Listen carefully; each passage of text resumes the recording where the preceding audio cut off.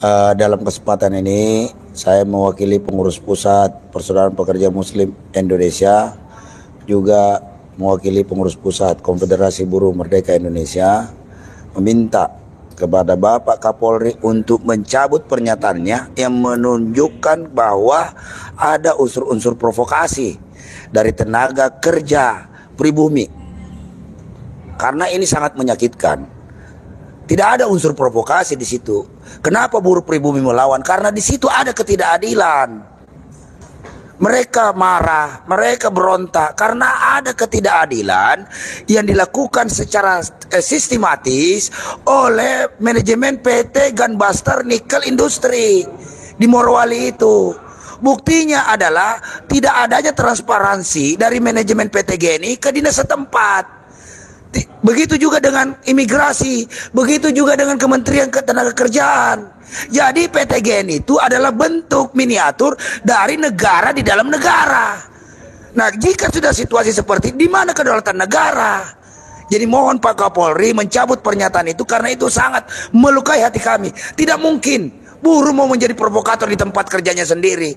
Tidak mungkin buruh menjadi provokator di tempat dia mencari makan, memberikan makan anak istrinya. Logikanya di mana? Nggak nyampe itu. Nggak mungkin, kecuali ada pihak-pihak yang memancing itu.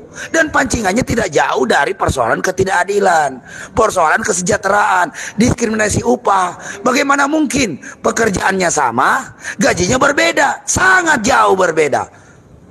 Pekerja kasar, tenaga kerja pribumi digaji paling tinggi UMR UMP 5 jutaan lah rata-rata. Sementara tenaga kerja asing dari Cina itu digaji 15 juta ke atas. Belum lagi fasilitas mes, fasilitas makanan, fasilitas dan lain sebagainya.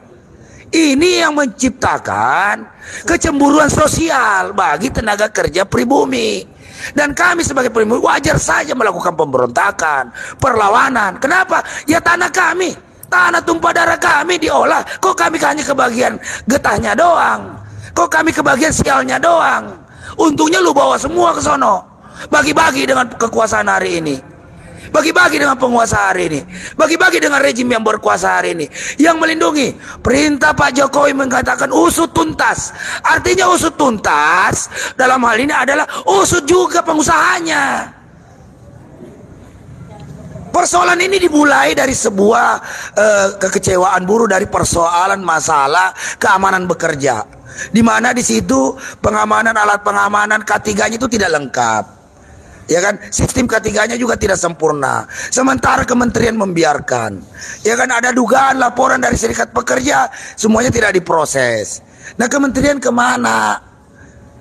Menurut informasi bahwa ini semua bermuara ke Kemenko Info, Luhut Binsar Panjaitan, karena dialah yang meresmikan pabrik ini. Jangan mentang-mentang diresmikan oleh Menko mau seenaknya saja. Bahkan kalau perlu periksa juga Pak Luhutnya. Kali aja ada sangkut pautnya di sini.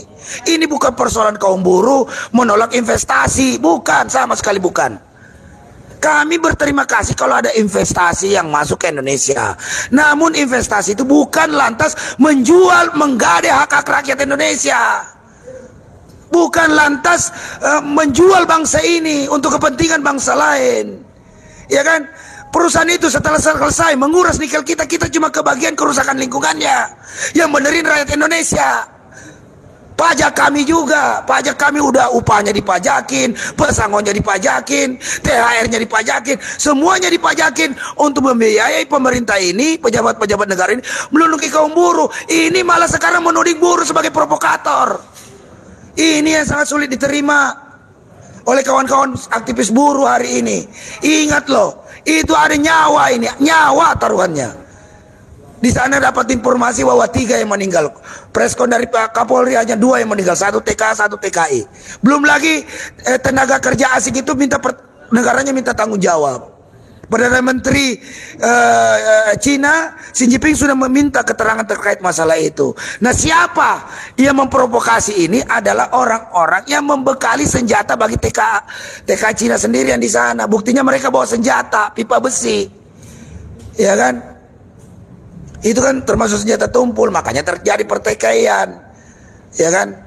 Nah, inilah, tolonglah, ini menjadi pelajaran kita bersama kawan-kawan sudah mengorbankan darah, nyawa, dan air mata hanya untuk dapat merebut hak-haknya, sudah dirampas oleh pengusaha dan negara hari ini yang tidak berpihak kepada kaum buruh, pemirsa. Dan dalam kesempatan ini kita juga mengutuk keras atas tindakan manajemen PT GNI yang anti serikat pekerja. Ada yang berserikat pekerja, mereka lantas di PHK, dan semua dinas terkait hanya berdiam diri. Itu kan pidana, ya kan? Pengawas kemana? Polisi kemana? Ya kan? Lihat tiba-tiba ujuk-ujuk ada yang kerusuhan begini, pekerja lah yang dituduh menjadi provokator. Bukannya kebijakan. Akibat kebijakan ini rakyat marah. Kebijakan-kebijakan baik yang dikeluarkan regulasi oleh pemerintah maupun yang dilaksanakan oleh PT GNI ini memicu kemarahan pekerja buruh di sana. Ya wajar, mereka capek banting tulang, peras keringat, dibayar tidak sepadan. Satu dibayar 5 juta, satu dibayar 15 juta. Ya ngamuk, Pak. Kalau mau adil 15 juta semua, gitu loh. Jangan tenaga kerja asal Cina gajinya standar internasional, kami tenaga kerja pribumi standar UMP UMK. Yang marah kita kalau begini caranya, ya kan? Jadi untuk itu saya minta kepada Presiden Jokowi, Menko Polhukam, Menko Invest, Menaker, Menko Perekonomian, Kapolri, Panglima TNI, tolong bijak menyikapi persoalan ini.